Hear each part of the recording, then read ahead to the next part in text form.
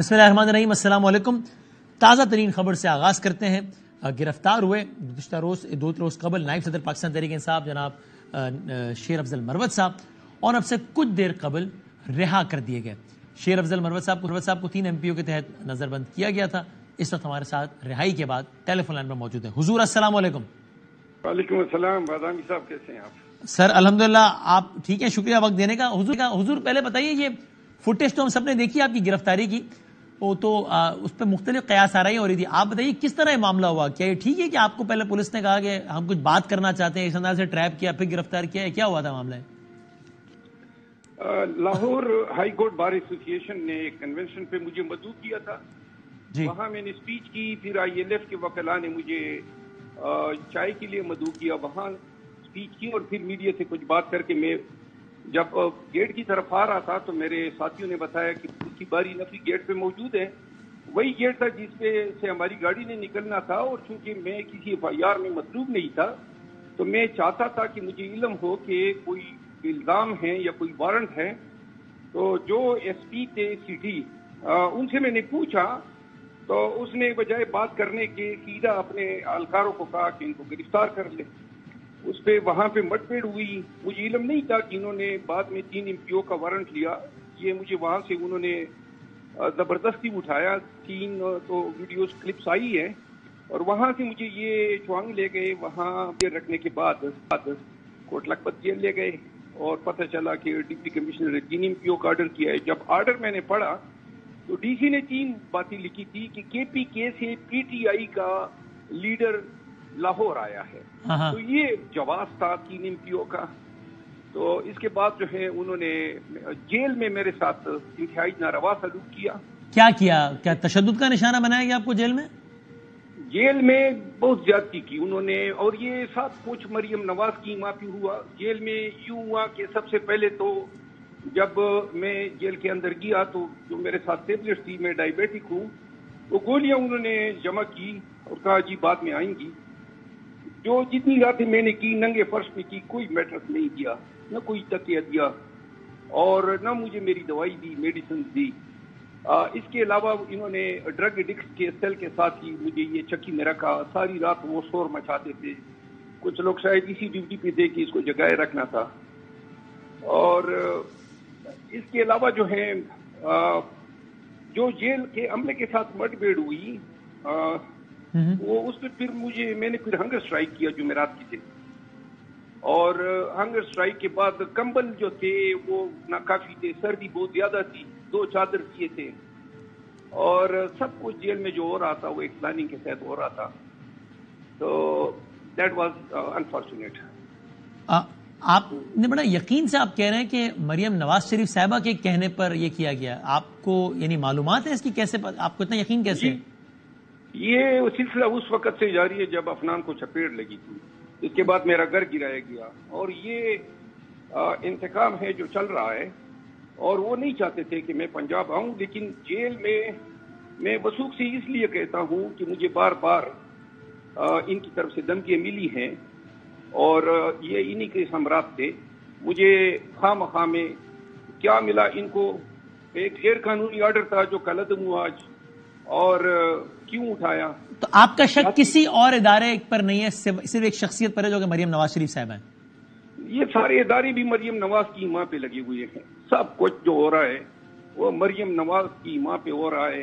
جو جیل میں جو غیر انسانی رویہ انہوں نے اپنائے رکھا، اس میں کوئی شک نہیں ہے کہ جب تک کوئی منتقم مزاج شخص آپ کے پیچھے نہ پڑا ہو، اور پھر اپنے تئیں انہوں نے مجھے ڈرانے دھمکانے یا مجھے ٹارگٹ کرنے کی کوشش کی، لیکن میں نے ادھری جیل میں جو ہے ان کو اپنی اوقات یاد دلا دی۔ میں نے جب اسٹرائک کی، ہنگر اسٹرائک، تو پورا جیل کا عملہ جو ہے وہ چونکہ ڈائبٹیز کا پیشنٹ اگر شوگر لو ہو جائے تو وہ کریٹیکل ہو جاتا ہے، تو انہوں نے پھر مجھے جو ہے کمبل بھی دیے، میٹرس آخری دن تک نہیں دیا۔ آج 3 بجے میٹرس لے آئے جب میرا ریلیز کا آرڈر ہو گیا۔ لیکن شیخ صاحب، یہ مروت صاحب آپ کہہ رہے ہیں نا کہ کیا فائدہ ہوا، یہ غیر قانونی آرڈر تھا، وہ رہائی مل گئی۔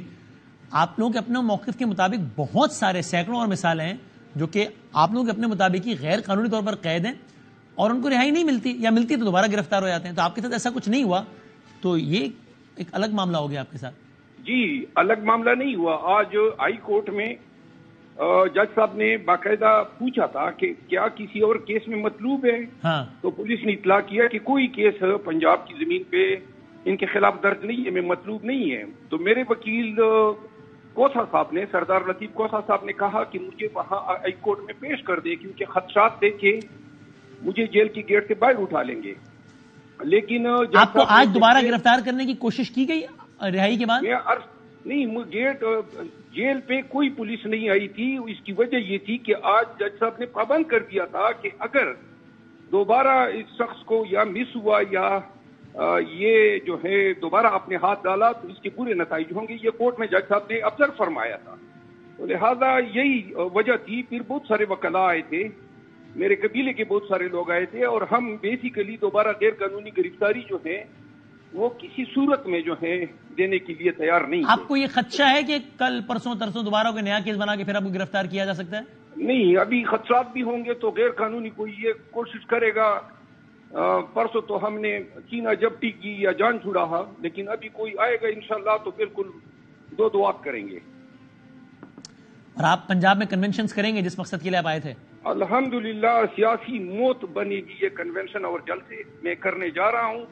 کل ہی میں خان صاحب سے ملوں گا, اور چونکہ شیڈول اناؤنس ہو گیا ہے, اس کے بعد کوئی جواز نہیں رہتا ہے کہ کوئی بھی کیئر ٹیکر حکومت جو ہے وہ پی ٹی آئی یا کسی بھی دوسری پارٹی کے ساتھ کوئی ڈسکریمنیٹری رویہ اپنا لے. اور آپ نے یہ بھی کہا کہ یہ کہا ہم نے کہ خان صاحب نے آپ کو پچھلی ملاقات میں, آخری ملاقات میں کہا کہ جو بھی بندہ پارٹی چھوڑ گیا ہے, چاہے وہ شیخ رشید صاحب ہو یا کوئی بھی ہو, ان کو ٹکٹ نہیں دیا جائے گا. Is that correct? جی ہاں. اچھا, انکلوڈنگ شیخ رشید صاحب یا کوئی جس نے بھی پارٹی چھوڑی اس کو ٹکٹ نہیں ملے گا؟ جس نے پریس کانفرنس کیا ہے, جس نے بھی شخص نے بھی پریس کانفرنس یا انٹرویو کیا ہے, مثلا صداقت عباسی صاحب یا انٹرویو کیا ہے, اس کو ٹکٹ نہیں ملے گا اس الیکشن میں. ان کو ٹکٹ نہیں ملے گا, یا جو ہمارے پارٹی کے نہیں ان کے مخالف ہم اپنے کینڈیڈیٹس جو ہیں وہ فیلڈ کریں گے. سر آخری سوال میں پھر اگلے مہمان کی طرف بڑھا ہوں. وہ اس سے پہلے آپ یہ کہتے رہے اپنی پارٹی کی کچھ اور سینئر لیڈرشپ کے حوالے سے کہ دیکھیں نا, سب پہ اتنی سختی ہوتی تھی, ان پہ نرمی ہوتی تھی اس لیے کہ یہ کسی کے آدمی ہیں. اب اگر پلٹ کے وہ آپ سے کہیں کہ دیکھیں سب اندر جاتے ہیں باہر نہیں آتے, یہ باہر آ گئے, یہ آدمی ہے, وہ الزام آپ پہ لگا دیا انہوں نے. تو بادامی صاحب یہ کیسا سوال آپ کہہ رہے ہیں؟ میرے آپ اس ٹائم سے شروع ہو جائیں. آپ نے خود لگایا تھا نا یہ الزام کسی ہے, نام لے کے وکیل ہوں. سنیں نجیب, جو بلا وجہ ناجائز طور پہ گرفتار ہوا, خان کا پہلا وکیل ہوں جس کا گھر گرایا گیا, خان کا پہلا وکیل ہوں جس کے برادر اللہ کو نامعلوموں نے مرڈر کیا ہے اور آج تک میں ہمارے قاتل معلوم نہیں ہوئے ہیں. خان کا پہلا وکیل ہوں جس میں 26 FIR ہیں, اور آپ ابھی بھی مطلب ہے کہ جن میں آپ نے الزام لگایا وہ بھی خان صاحب کے وکیل ہی ہے نا, اور وہ بھی بڑی سخت بات کرتے ہیں ہر حوالے سے. چلے جی, اللہ ان کی بخشش کر دے. بہت شکریہ, بہت نوازش. جناب شیر مروت صاحب ہم سے بات کر رہے تھے, نائب صدر پاکستان تحریک انصاف, اور آپ نے ان کی رائے اس حوالے سے سنی. تازہ ترین ڈیولپمنٹ تھی. بہت سارے سوالات ہیں پاکستان مسلم لیگ نون سے کرنے کے مختلف موضوعات کے حوالے سے, تو ہم نے سینئر ترین رہنما پاکستان مسلم لیگ نون جناب سیکرٹری جنرل نون لیگ جناب احسن اقبال صاحب کو زحمت دی ہے, وہ ہمارے ساتھ ہیں. حضور السلام علیکم احسن اقبال صاحب. جی وعلیکم السلام sir, thank you very much for your time. پہلے تو اس پہ اپنا رد عمل دیجیے. سینئر آپ سیکرٹری جنرل اپنی پارٹی کے, نائب صدر PTI, اب سے ابھی آپ نے شاید سنی بھی ہو گفتگو, وہ ٹیلی ویژن پر یہ الزام لگاتے ہیں, ابھی رہا ہوئے تھوڑی دیر پہلے, کہ مجھے مریم نواز شریف صاحبہ کی اماں پر گرفتار کیا گیا اور جیل میں مجھ سے بہت ہی بدترین سلوک روا رکھا گیا, کیونکہ تمام ادارے مریم نواز شریف صاحب کی تابع ہیں, اور ان کے کہنے میں میرے ساتھ یہ کیا گیا. کیا کہیے گا؟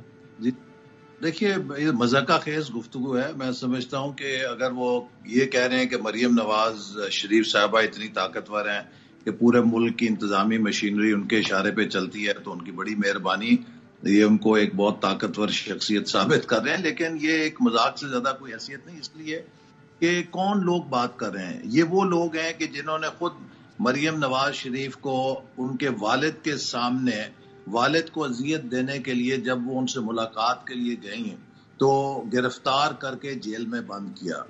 اور اسی طرح میں خود ان کی حکومت کا متاثر ہوں کہ جس طریقے سے ایک بھونڈے کیس میں مجھے گرفتار کیا گیا, حالانکہ میری 3 روز پہلے سرجری ہوئی تھی بازو کی جس میں گولی لگی تھی, اور ڈاکٹرز نے مجھے کہا تھا کہ فزیو تھراپی آپ کے لیے ضروری ہے تاکہ آپ کا بازو سیدھا ہو جائے.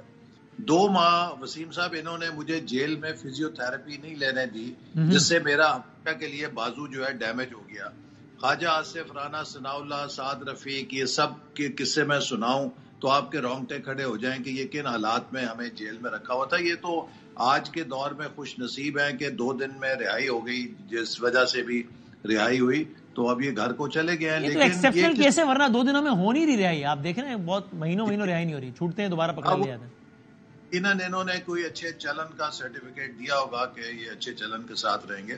لیکن میں سمجھتا ہوں کہ یہ ایک بڑا افسوسناک واقعہ ہے کہ آج پی ٹی آئی کی ساری قیادت جو ہے، میں تو یہ سمجھتا ہوں مکافات عمل سے گزر رہی ہے. وہ جتنی دردناک کہانیاں یہاں پر آ کے بیان کرتے ہیں، صرف فرق یہ ہے کہ ہمارے ساتھ جو کچھ سلوک ہوا ہم نے کبھی روئے پیٹے نہیں، چونکہ ہم سمجھتے ہیں کہ اگر آپ حق اور سچ کے لیے کھڑے ہیں تو یہ سب چیزیں اس راستے کا حصہ ہیں. تو ہم نے تو کبھی نہ روئے نہ پیٹے، نہ ویل چیئر پہ آ کے ہائے کی، نہ ہوئی کی، نہ ماسک لگایا، نہ یہ کہا میرا سانس اکھڑ رہا ہے. ہم نے الحمدللہ وہ جب مجھے گرفتار کر کے ریمانڈ کے لیے لے کر گئے تو میں تیار ہو کر گیا ٹائی شائی لگا کے، تو مجھے تفتیشی افسر کہنے لگا کہ ہم سر آپ ریمانڈ لینے جا رہے ہیں، آپ یہ تیار ہو کے آئے جیسے فنکشن پہ جا رہے ہیں. میں نے کہا بھائی پنجاب میں کہتے ہیں جب شریکوں کے جانا ہوتا ہے تو سج بج کے جاتے ہیں، تو ہم انہیں کوئی تاثر نہیں دینا چاہتے کہ ان کی سختی سے ہمارا کوئی مورال ٹوٹا ہے یا ہم کسی طرح. لیکن سر جب آپ کہتے ہیں کہ مکافات عمل کا شکار ہے تو آپ یہ کہتے ہیں نا کہ جو ہمارے ساتھ انہوں نے کیا وہ اب ان کے ساتھ ہو رہا ہے، تو آپ یہ کہتے ہیں کہ جو آپ کے ساتھ ہوا تو غلط ہوا نا. تو اب بے شک آپ یہ کہہ رہے ہیں کہ ہمارے ساتھ بھی غلط ہوا تھا، اب ان کے ساتھ بھی ہوا. ٹھیک ہے یار، ایسے ہی ہوتا ہے. نہیں، وہ اپنے یہ 9 مئی کو جو کچھ انہوں نے کیا، ان کو کس نے مشورہ دیا تھا؟ آج جو کچھ یہ بھگت رہے ہیں، یہ اپنی حماقتیں بھگت رہے ہیں. میں آپ کو وسیم صاحب گناتا ہوں، آپ مجھے بتائیں کہ جب تحریک عدم اعتماد ہونے لگی تھی تو انہوں نے قومی اسمبلی توڑ دی، جس کو سپریم کورٹ نے غیر آئینی قدم کہا اور کہا ماورائے آئین ہے. ان کے خلاف تو آرٹیکل 6 کے مقدمے بنتے ہیں جو ہم نے نہیں چلائے. پھر اس کے بعد جب تحریک عدم اعتماد کامیاب ہو گئی، کس حکیم نے انہیں مشورہ دیا تھا کہ یہ استعفے دے کے گھروں کو چلے جائیں؟ انہوں نے حکومت کو 1 وے ٹریفک دے دی، وہاں پہ اگر یہ بیٹھے رہتے تو بڑا ٹف ٹائم دے سکتے تھے.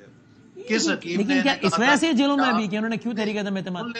آپ نے 9 مئی کی بات کی نا، ابھی ہم مروت صاحب کی بات کر رہے تھے. 9 مئی کے دن تو ان کے نام سے بھی واقف نہیں تھے بہت سارے لوگ کہ پی ٹی آئی میں اس نام کا آدمی ہے کوئی. یہ سارے لوگ جو آج مشکلات کا سامنا کر رہے ہیں، کسی نہ کسی درجے میں یہ اس پلاننگ کا حصہ تھے یا اس کارروائی کا حصہ تھے، یا یہ لوگوں کو اکسا رہے تھے. جوں سیکیورٹی اداروں کے پاس ان کے ثبوت آتے ہیں، ان کے خلاف شواہد آتے ہیں، وہ ان کے خلاف پروسیڈ کرتے ہیں. اور آپ دیکھیں کہ ان میں سے بہت سے لوگ جو بہت واضح طور پہ اس دن ملوث تھے، وہ ابھی تک مفرور ہیں، روپوش ہیں، اور ان کے لیے پھر پولیس چھاپے مارتی ہے. اب یہ کہتے ہیں پولیس چھاپے کیوں مارتی ہے؟ دیکھیے کوئی بھی مجرم جب فرار اختیار کر لیتا ہے تو پولیس اس کے پیچھے چھاپے ہی مارتی ہے کہ اس کو گرفتار کرنا ہے. بہتر یہ کہ یہ قانون کے سامنے خود کو پیش کر دیں. اب ہم سب جب گرفتار ہوئے، ہم نے تو کسی قسم کا، آپ دیکھیں نا، یہ جو کہہ رہے تھے ابھی یہ آپ کے جو پی ٹی آئی کے وکیل صاحب ہیں کہ اگر یہ گرفتار کریں گے تو ہم ان کے ساتھ ہم یوں کریں گے تو فلاں کریں گے. بھئی آپ قانون سے پڑھیں ہیں. نواز شریف صاحب گرفتار ہوئے، شہباز شریف صاحب گرفتار ہوئے، ہم سب گرفتار ہوئے. ہم نے تو کوئی پولیس مقابلہ نہیں کیا. ہم نے گرفتاری ہونے کے بعد قانون کی عدالت میں جا کے اپنی بے گناہی پیش کی. لیکن سر آپ جو کہہ رہے ہیں نا کہ بھائی 9 مئی والے پکڑے جاتے ہیں، ان کو پکڑا ہی نہ جائے تو اور کیا کیا جائے، تو پھر جب پکڑے جاتے ہیں تو پھر پکڑے ہی جائیں نا، پھر ان میں سے کچھ رہا بھی ہو جاتے ہیں. اگر کوئی مخصوص اعمال انجام دے دے تو پھر وہ رہا بھی ہو جاتا ہے.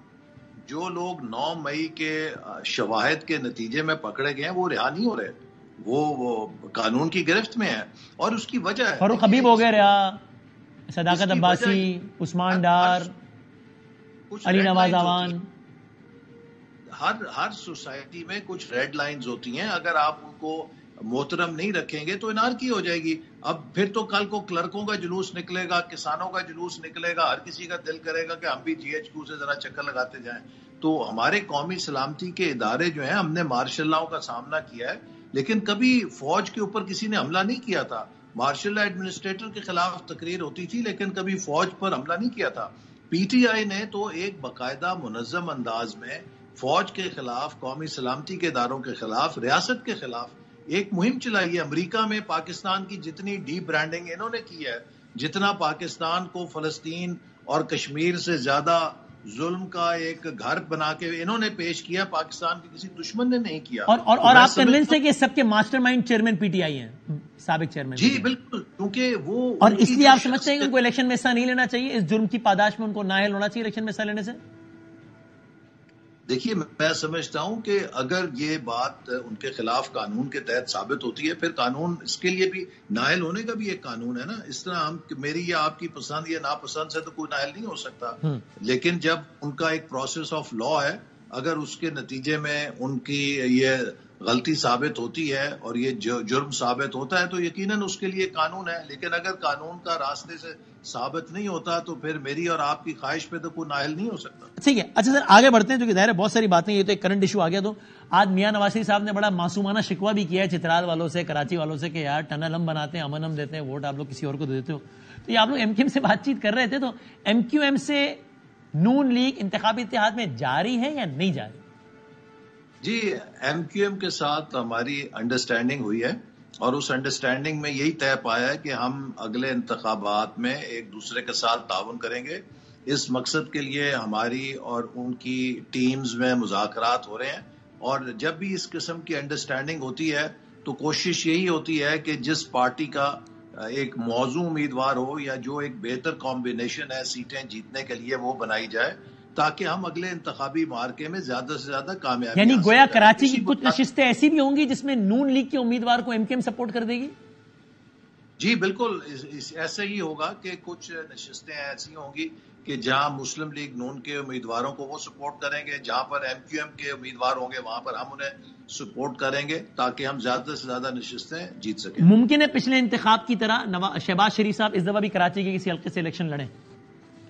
جی آج جو ہمارا پارلیمنٹری بورڈ کا اجلاس تھا سندھ کے حوالے سے، اس میں سندھ کی تنظیم نے اور تمام قیادت نے مطالبہ کیا ہے کہ مسلم لیگ نون کے مرکزی قیادت میں سے کوئی ایک فرد کراچی سے الیکشن لڑے. اصولی طور پہ اس سے اتفاق کر لیا گیا، لیکن اس کا فیصلہ بعد میں ہوگا کہ وہ کون سی شخصیت ہوگی. لیکن اصولی طور پہ اتفاق ہو گیا، مرکزی قیادت سے کوئی ایک نہ ایک ضرور کراچی سے کھڑا ہوگا اور ایم کیو ایم اس کو وہاں سپورٹ کر دے گی.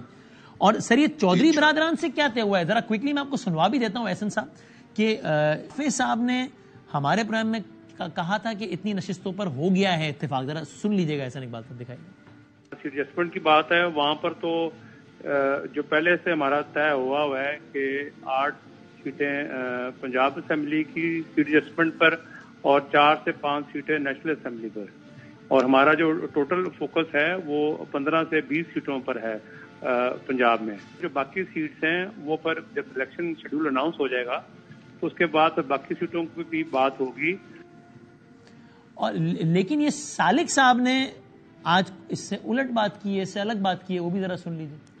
پلیٹ فارم سے الیکشن لڑ رہے ہیں پاکستان مسلم لیگ کے پلیٹ فارم سے، اور ہم گجرات کے علاوہ بہاولپور کے علاوہ اور بھی جگہوں سے ہمارے اسٹرانگ کینڈیڈیٹس ہوں گے انشاءاللہ تعالی. ابھی تک ہماری کوئی ایڈجسٹمنٹ نہیں ہوئی تھی کسی بھی جماعت کے ساتھ. تو سر ابھی اس پر کیا حتمی پوزیشن ہے احسن اقبال صاحب کاف لیگ سے ایڈجسٹمنٹ کے حوالے سے؟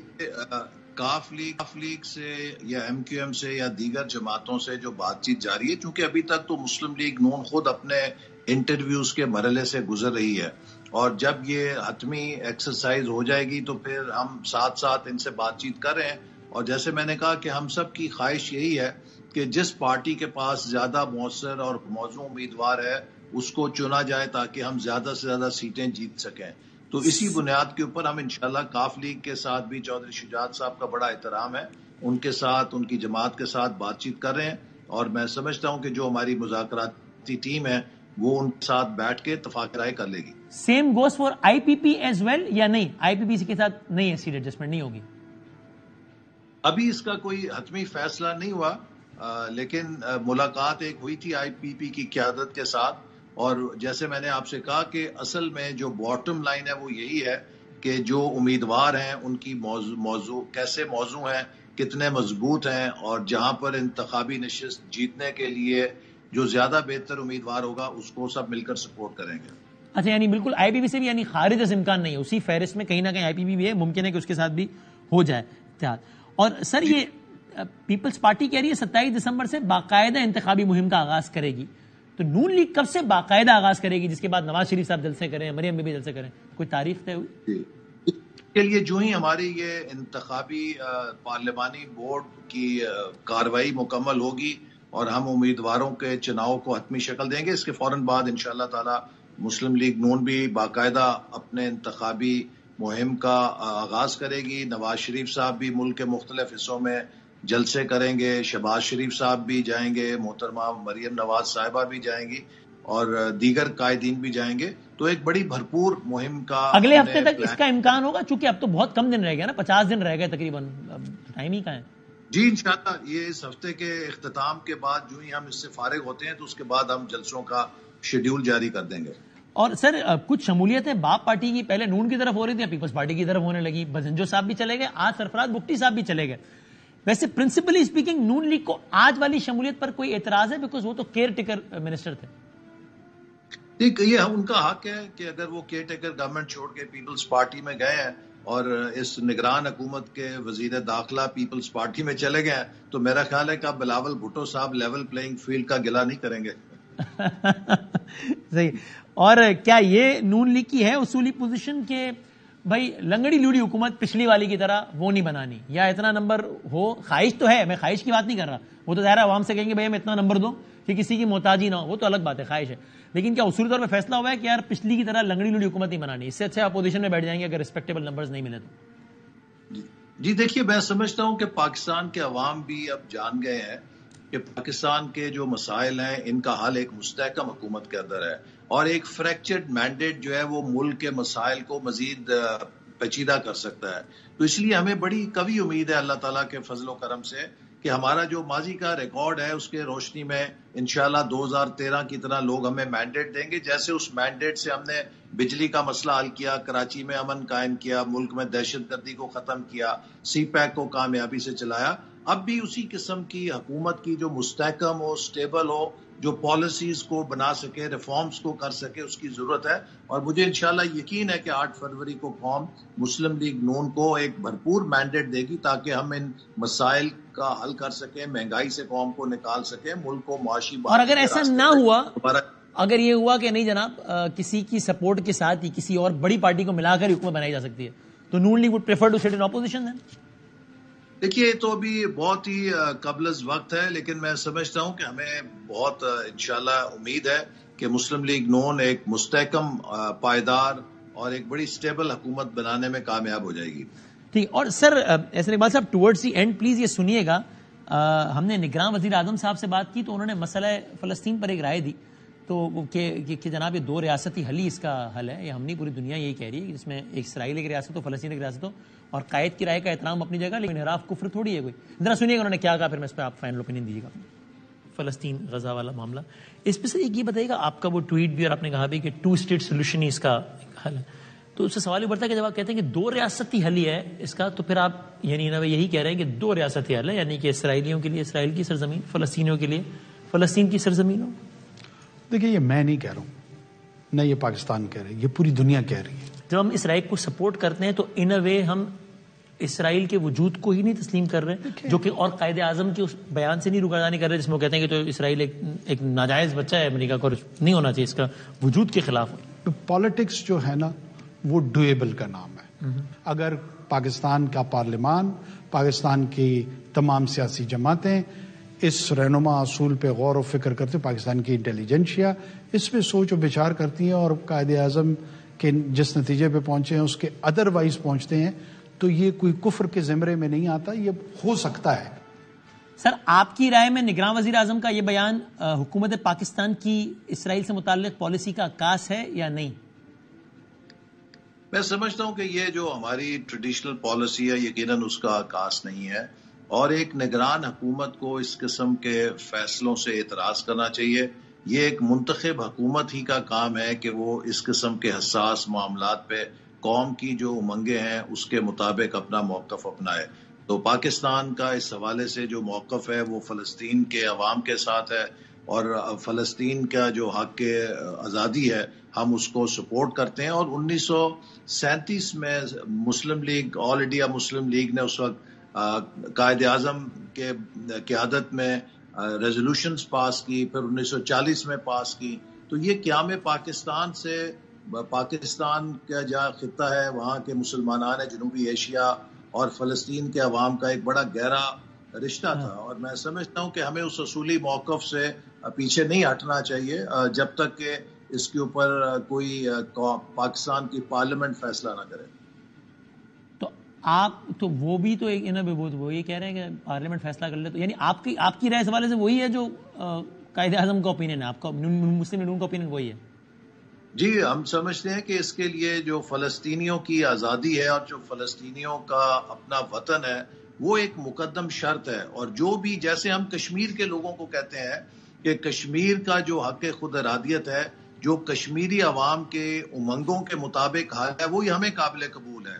اسی طرح جو فلسطین کے عوام کا جو امنگیں ہیں ان کے مطابق جو حل ہوگا وہ ہمارے لیے بھی قابل قبول ہوگا. ہم یہ نہیں ہو سکتا کہ ادھر کہیں کہ کشمیری عوام کی امنگوں کے مطابق حل نکالا جائے، فلسطین میں ہم کہیں کہ جو دنیا کہہ رہی ہے ہم وہ کر لیں، وہاں کے لوگوں کی امنگ کو اور ان کی خواہشات. آپ کلیئر اس بارے میں کہ وہاں کے لوگ یہ کہتے ہیں کہ اسرائیل نامنظور، اسرائیل کا وجود منظور نہیں ہے، ہمیں 2 اسٹیٹ سولوشن نہیں، نو اسرائیل. دیکھیے نا، جب جو بھی اس میں عالمی سطح کے اوپر امن دیرپا قائم کرنے کے لیے پیش رفت ہوگی، اس میں مختلف ممالک سٹیک ہولڈرز ہیں. آبویسلی پوری اسلامی دنیا کا ایک موقف ہے، OIC ایک سٹیک ہولڈر ہے، فلسطین کے عوام ایک سٹیک ہولڈر ہیں، وہاں کے جو پاورز ہیں جو سپورٹ کر رہی ہیں اسرائیل کی وہ بھی سٹیک ہولڈر ہیں، جو اس پوری جنگ کے اندر انسانی حقوق کی خلاف ورزی کے اوپر آنکھیں انہوں نے بند کی ہوئی ہیں.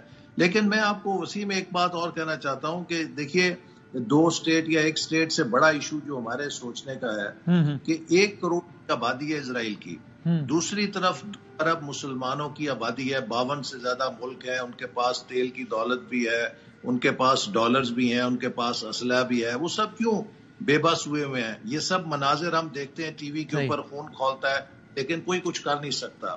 اسرائیل کی جو scientific per capita out put ہے وہ دنیا میں ہر ملک سے زیادہ ہے. آج مسلمان میرے نزدیک جس بدحالی کا شکار ہیں اس کی بڑی وجہ ہماری بے عملی ہے اور ساتھ میں علمی ہے. ہم عمل سے بھی پیچھے ہٹ گئے ہیں اور علم سے بھی پیچھے ہٹ گئے ہیں. ہمیں بہت گہرا انٹروسپیکشن کرنے کی ضرورت ہے.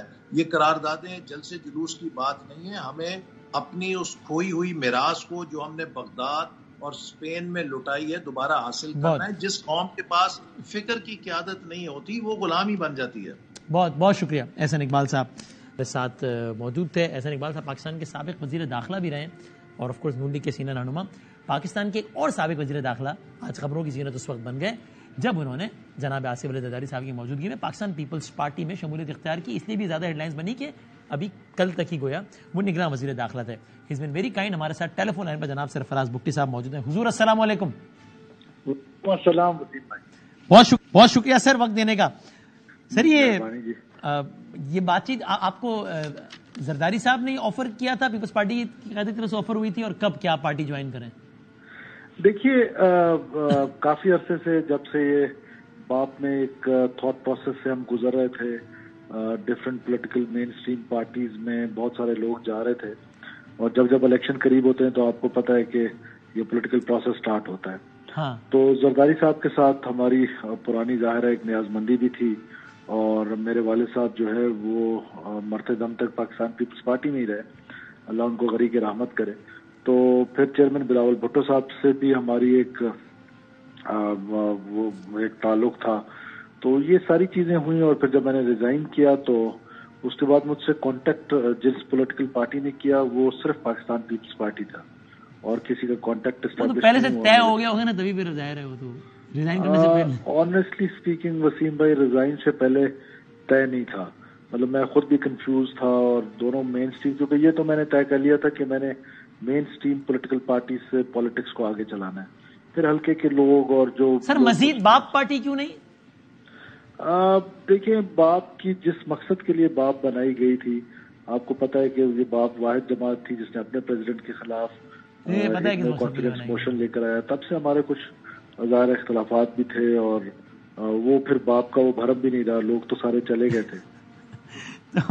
لیکن سر یہ آپ جب وزیر داخلہ بنے اس سے پہلے تو آپ اور انور کاکڑ صاحب جو کہ وزیر اعظم ہیں اس وقت نگراں، وہ مریم بی بی سے ملے تھے. تاثر یہ تھا کہ اگر وہ ڈیولپمنٹ نہ ہوتی تو آپ لوگ شاید نون میں ایم آئی رائٹ؟ آپ نے اس وقت اپنا رجحان بنایا تھا کہ نون لیگ میں شاید چلیں، ایسا ہی ہے نا؟ جی یہ بات درست ہے کہ اس وقت ہمیں اپروچ کی گئی تھی شیخ جعفر مندخیل صاحب کی طرف سے اور سردار ایاز صادق صاحب کی طرف سے، اور آپ نے بڑی حد تک ذہن بھی بنا لیا تھا کہ نون لیگ میں جائیں اگر یہ ڈیولپمنٹ نہ ہوتی ہے نا؟ جی بالکل. پھر ایسا کیا ہوا کہ اب یہ دل آپ کا بدل گیا اور آپ نے کہا چلو یار پیپلز پارٹی؟ نہیں، ایسے دل نہیں بدلا جی. دیکھیں یہ پالیٹکس جو ہے نا یہ ہمیشہ ایسی ہی ہوتی ہے اور یہ کوئی انہونی بات نہیں ہے.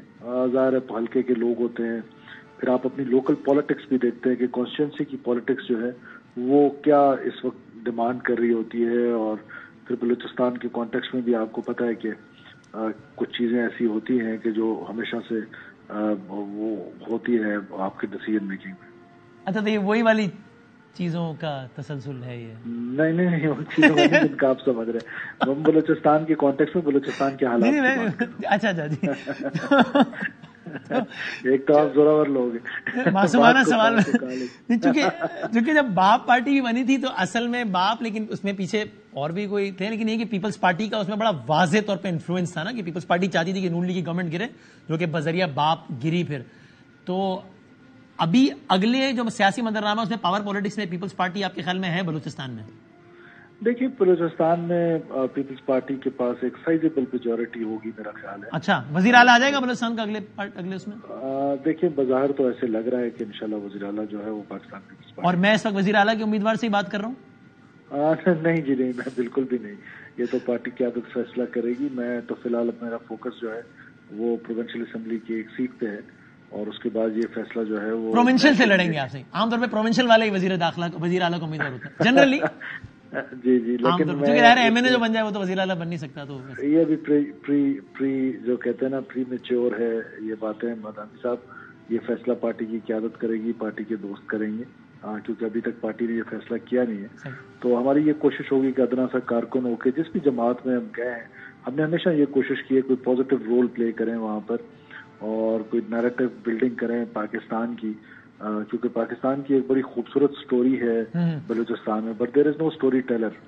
اور جو نیگیٹو وائسز ہیں وہ بہت زیادہ ان کا انفلوئنس ہے پاکستان کی پولیٹیکل لیڈرشپ پہ بھی، مین اسٹریم پولیٹیکل لیڈرشپ پہ بھی. ہم کوشش کریں گے کہ ہم جو تصویر کا دوسرا رخ ہے وہ دنیا کو بتا سکیں اور اس پلیٹ فارم سے پاکستان کی جو خوبصورت سٹوری ہے اور جس کی سب سے خوبصورتی جو تھی وہ فیڈریشن کی جماعت کے ہوتے ہوئے پاکستان پیپلز پارٹی کے پلیٹ فارم سے ہم کوشش کریں گے کچھ نیریٹو کو آگے. تاثر تو یہ ہے کہ نون لیگ کی بڑی گیم بن رہی ہے تو شاید وہ پنجاب کے تک بلوچستان میں ذرا الگ معاملہ چل رہا ہے. دیکھیں نون لیگ کے پاس ایک سائزیبل، نون لیگ کے پاس بھی بہت سارے الیکٹیبلز ہیں، بہت سارے ایسے لوگ ہیں ہمارے دوست ہیں سب ہم آپس میں. تو نون لیگ بھی ایک سیاسی جماعت ہے اور ان کو بھی حق ہے کہ وہ پالیٹکس کریں اور پاکستان کے چاروں صوبوں میں کریں. اور جب یہ بلاول صاحب آئے تھے وزارت داخلہ میں تو تب تک معاملہ طے ہو چکے تھے؟ بداوی صاحب وہ پیورلی ایک شہداء کے پلیٹ فارم کے لیے ہم نے ایک چھوٹا بڑا اچھا انیشیٹو تھا بائی دا وزارت داخلہ کا، اچھا انیشیٹو تھا وہ کہ اس میں آپ نے شہداء کو یاد رکھا. بڑا اچھا ہے. تھینک یو بادامی صاحب. ہم نے کوشش کی کہ اپنے شہداء کو یاد رکھا جائے کیونکہ انہوں نے اس ملک کی خاطر اور ہماری ریاست کی خاطر، ہماری جمہوریت کی خاطر قربانی دی ہے تو ہم ان کو کیوں نہ یاد کریں. بہت شکریہ سر، تھینک یو ویری مچ. سرفراز یہ کہتے ہیں کہ بالکل وہ نون لیگ کی طرف جانے لگے تھے بیفور دا نگران سیٹ اپ، اب وہ پیپلز پارٹی کی طرف جا رہے ہیں اور بلوچستان کے معاملات میں کچھ چیزیں ہوتی ہیں کلیدی اہمیت کی، ان کو بھی مد نظر رکھتے ہوئے فیصلہ کیا ہے. کون سی چیزیں انہوں نے بھی نہیں بتایا تو وہ اپنے کہے کے ذمہ دار ہیں، آپ اپنے سمجھے کے ذمہ دار ہیں. بریک کے بعد آپ کے ساتھ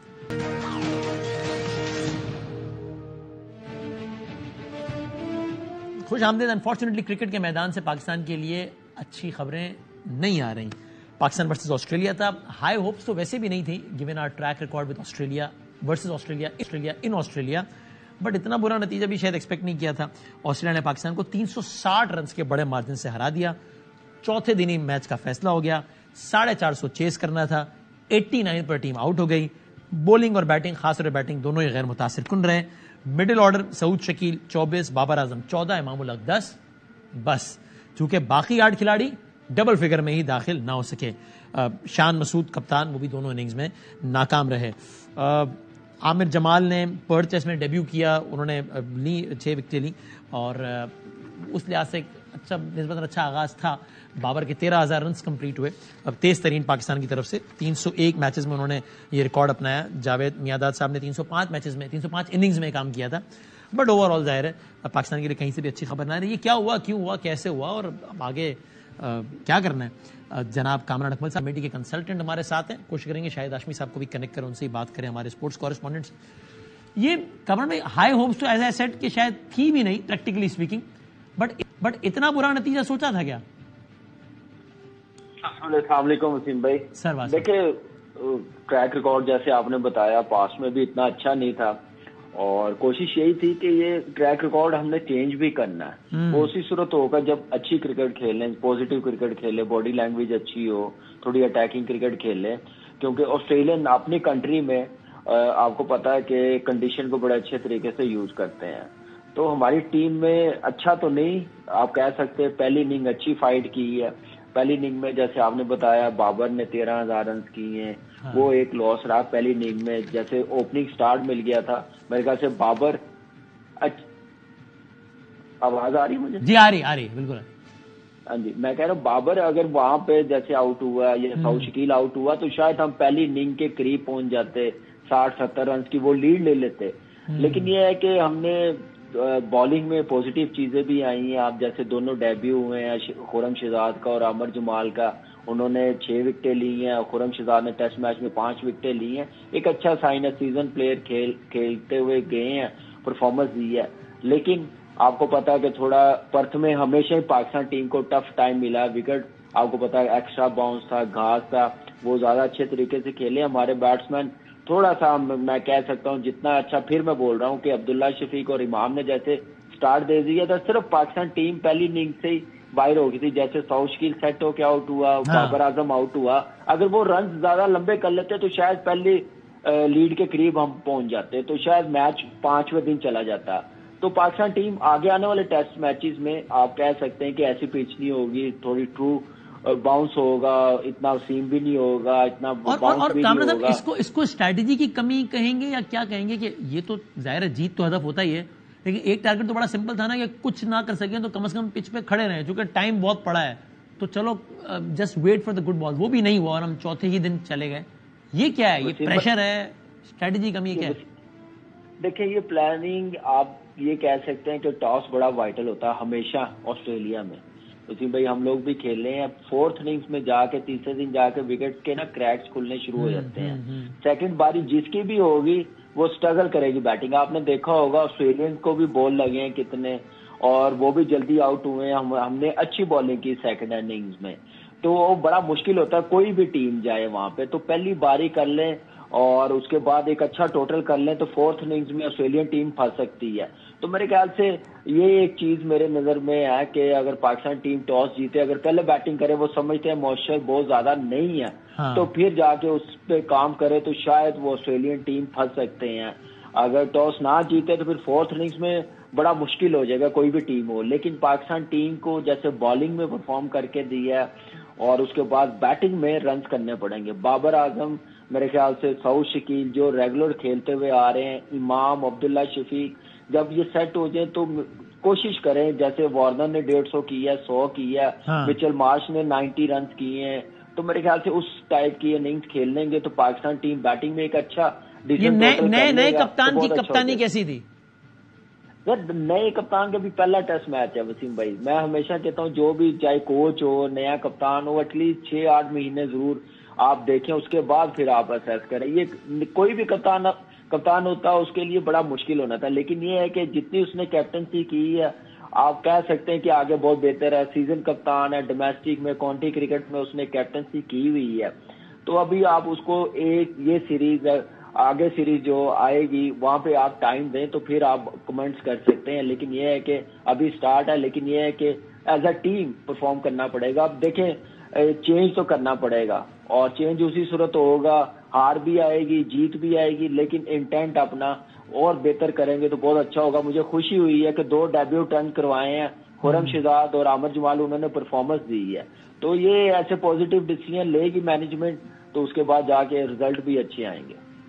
اور یعنی آپ کو لگتا ہے کہ ابھی فی الحال اسی کمبینیشن کو برقرار رکھنا چاہیے کہ جس میں سرفراز بھی ہوں, جس میں رضوان بھی ہوں, ایک ایز اے بیٹسمین کھیل رہا ہو, ایک ایز اے کیپر, یہی combination too early to change any combination, ابھی اسی کو برقرار رکھنا چاہیے؟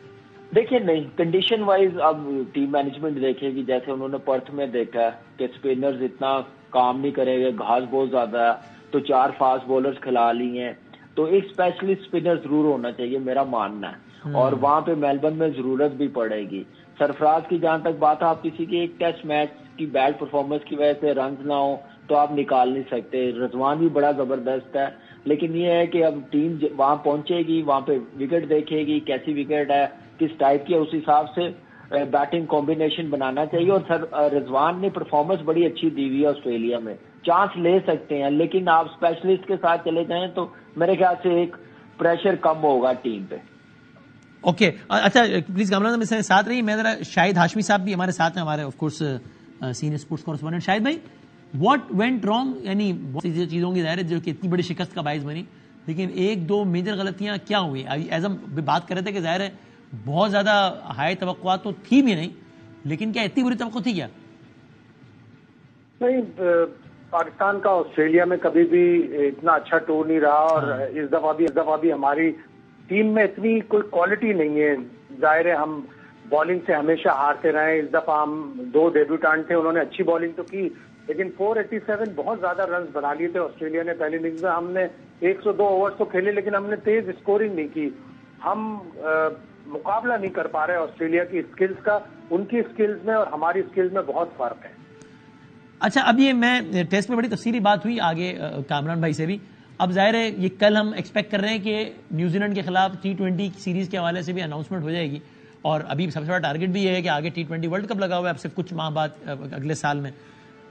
آپ کا کیا خیال ہے کہ اس T20 اسکواڈ میں کوئی میجر تبدیلیاں ہونی چاہیے جو نیوزی لینڈ کے لیے کل اناؤنس ہونے لگا ہے؟ شاید بھائی بالکل ہونی چاہیے, کچھ نئے کھلاڑیوں کو چانس دینا چاہیے, لیکن ہم ڈرتے ہیں. ہم اگر یہاں پہ 3-0 ہار گئے آسٹریلیا سے, جو کہ رائٹنگ آن دا وال ہے کہ ہم 3-0 ہاریں گے, تو ہمیں ڈر ہوگا, ہمارے ٹیم ڈائریکٹر کو, ہمارے سارے سٹاف کو, ہمارے کپتانوں کو ہوگا کہ ہم 3-0 کے بعد کیا ہم 4-1 یا 5-0 کی شکست دیکھ سکتے ہیں نیوزی لینڈ میں. اس لیے کوئی بھی نئے پلیئر شاید ٹرائی نہ کر پائے ٹیم مینجمنٹ.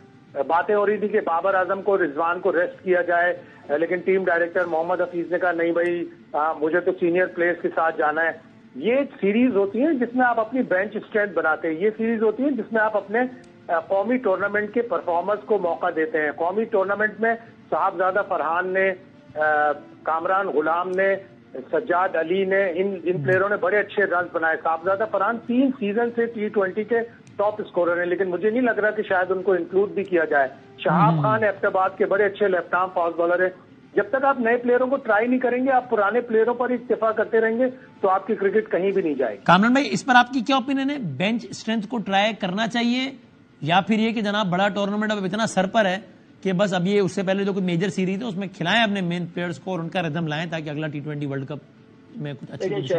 وسیم بھائی, جو شاہد بھائی نے بات کی نا, بابر اور رضوان کو ریسٹ کروانے کی جو باتیں چل رہی تھی, پھر ٹیم مینجمنٹ نے کہا, میرے خیال سے نہ ٹیم مینجمنٹ نے کہا نہ ہم لوگوں نے کہا, ہماری سلیکشن کمیٹی نے جو کہا کہ وہ تو ہمارے مین پلیئر ہیں, ان کے بغیر تو ٹیم مکمل ہو نہیں سکتی. پہلی بات تو یعنی یہ سوچ کبھی آئی, یہ سوچ کبھی ڈسکس ہی نہیں ہوئی آفیشیل لیول پہ, ایسا نہیں ہوا, یہ ڈسکس ہی نہیں ہوئی. اور نہ یہ ٹیم نیوزی لینڈ جانی ہے, نیپال نہیں جانی کھیلنے کے لیے جس میں ہم کہیں کہ بابر اور رضوان کو ریسٹ کروا دیں. ایسا کوئی بھی نہیں سوچ سکتا. ہاں, جہاں تک بات ہے بینچ اسٹرینتھ کی, آپ نے کہا ہم لوگ بھی آپ کے ساتھ بیٹھ کے بات کرتے رہے ہیں, اس پہ پورا ڈسکس ہوا ہے, اور اس پہ انشاءاللہ پورا عمل کیا جائے گا. نئے لڑکوں کو موقع دیا جائے گا. وہ کل پتہ چل جائے گا جب وہاب چیف سلیکٹر ہے, انہوں نے میسج کیا, وہ ٹیم اناؤنس کرے گا تو آپ کو پتہ چل جائے گا. تو جو پرفارمر ہوگا وہ آپ کو ٹیم میں ضرور نظر آئے گا, جو بھی پاکستان کی ٹیم کے لیے بہتر ہو. یہ ہم لوگ بھی آپ کے ساتھ بیٹھ کے بات کرتے تھے, اور یہ بینچ اسٹرینتھ اب ہم لوگوں کا کام ہے بنانا. باقی ٹیم مینجمنٹ کا کام ہے ان کو موقع دینا. تو انشاءاللہ اس چیز میں آپ کو گارنٹی دیتا ہوں کہ آپ کو نئے پلیئرز ملیں گے T20 میں, وائٹ بال کرکٹ میں. ٹیسٹ ٹیم کو ہم لوگوں نے پورا ایک سٹیبل بنانا ہے, ایک ٹیم بنانی ہے. اب آسٹریلیا کی ٹیم دیکھیں 2018 سے لے کے 19 تک, ابھی تک ان کے ایک آدھا چینج ہوا ہے. تو ٹیسٹ ٹیم اس وقت ہی کامیاب ہوگی جب آپ کی ٹیم میں 3-4 سال ایک بیچ 15-16 کا کھیل لیں, کنڈیشن وائز کھیل لیں. کنڈیشن اس میں نہیں میٹر کرتی, پرفارمنس میٹر کرتی ہے, تو پھر جا کے ٹیسٹ ٹیم اوپر جاتی ہے. Right, thank you very much sir, بہت شکریہ. کامران اکمل صاحب اور شاہد ہاشمی صاحب بات کر رہے تھے, اور کامران اکمل آف کورس ریلیونٹ ممبر ہیں اس وقت سلیکشن کمیٹی کے کنسلٹنٹ, اور وہ کہہ رہے ہیں میں گارنٹی کرتا ہوں کہ آپ کو نئے پلیئرز نظر آئیں گے. کل وہاں اناؤنس کر دیں گے تو سارا دودھ کا دودھ پانی کا پانی ہو جائے گا. لوگ کہتے ہیں میں گارنٹی کرتا ہوں کہ نئے پلیئر نظر آئیں گے. اور ایک اور بھی خبر دیتے ہیں کہ جناب یہ it was never under discussion, it was not even discussed anywhere, جو کہ خبریں چل رہی تھی contrary to the general perception, کہ جناب سوچا جا رہا ہے کہ بابر اور رضوان کو ریسٹ کرا دیا جائے, حفیظ نے کہا کہ نہ کرائیں. وہ کہتے ہیں نہیں, ایسا کبھی کوئی ڈسکس ہی نہیں ہوا, کیونکہ بھائی جان یہ ٹیم نیوزی لینڈ جا رہی ہے, یہ کوئی نیپال نہیں جا رہی کہ اتنے بڑے کھلاڑیوں کو آپ ریسٹ کروا دیں. تو یہ ایسا نہیں, ایسا کبھی سوچا ہی نہیں گیا. مین کھلاڑی کو کھلایا جانا تھا اور کھلایا جائے گا. بریک کے بعد ہم کنکلوڈ کرتے ہیں.